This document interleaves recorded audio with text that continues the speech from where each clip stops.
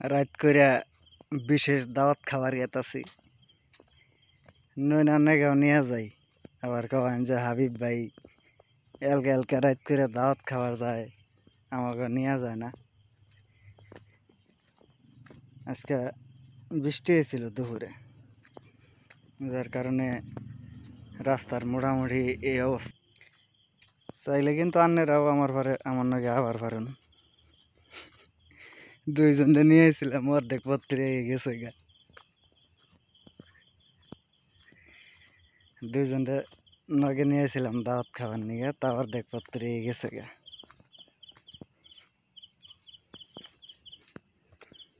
সেই রাস্তা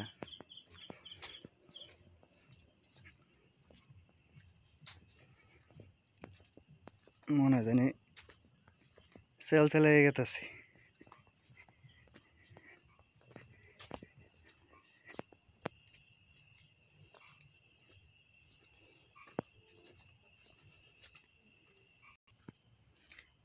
কোনো দাওয়াত খাবার গেতাছি সেইটা কম যাব না, তবে আপনাকে দাওয়াত খাবার যে নিয়ে যাবো এইটা ধরুন 100% ঠিক।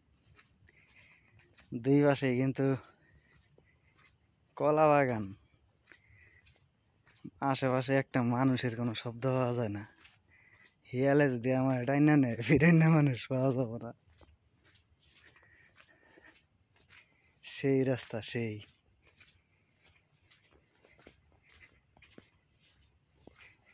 মাঝে মধ্যে গ্রামের এবার রাস্তার প্রেমে বেড়ে যাই।